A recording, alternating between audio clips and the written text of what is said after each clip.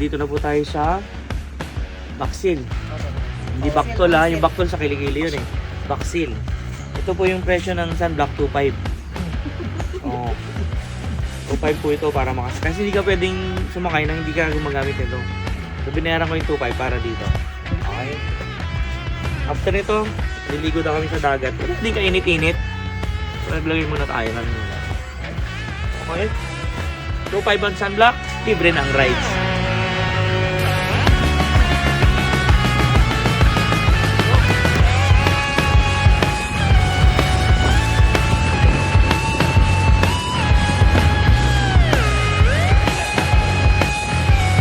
Only Veno touches my skin kasi, no? Kaya... Ito muna ha. Lago-lago muna.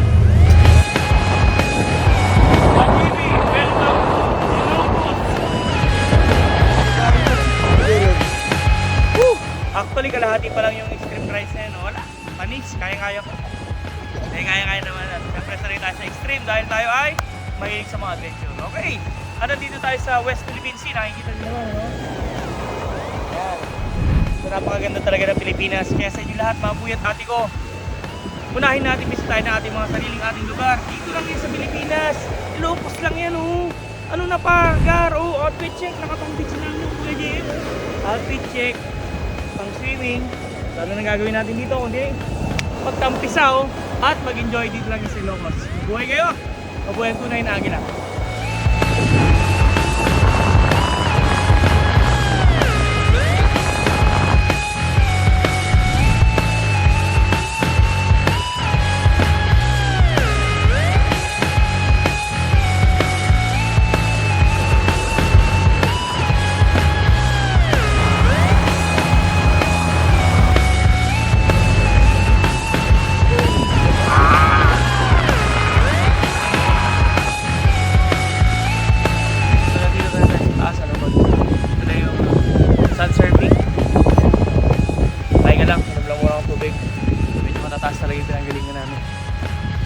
Let's go! So yun, buka muna natin itong kanilang airsoft, no?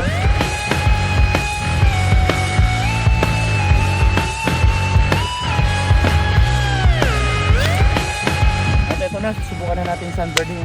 Sunboarding, no? Pagod na. First try? Okay, first try. First try.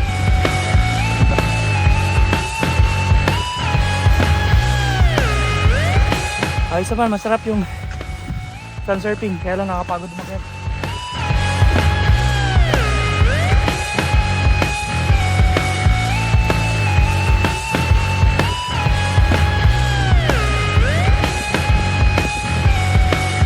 At tapos na nga tayo sa ating naging adventure dito sa Onsi Reef, ano? Napakaganda, ganda ng lupa, ganda ng, kita nyo naman yung dagat din kanina, nag-enjoy po kami. At in-invite ko kayong lahat na bisitahin dito yan sa Onsi Reef, ang isa rin sa mga kuya natin, si Kuya Raymond, ang isa sa mga operator dito, no? Bisitahin natin yung mga kuya, dito lang yan sa Ilocos. Mag-enjoy kayo sa ride at syempre, ang sarap na banding ng mga ating mga driver at lahat sila mga accommodating. Hindi pa ang sunblock. Ha, saan ka pa? Beep. Kamusta kayo? Ayos! Sarap ng sarap ng biyahe. Maalog-alog, ganun pala yun pag no? So bawal palang buntis dito. Dahil extreme siya, maalog pa.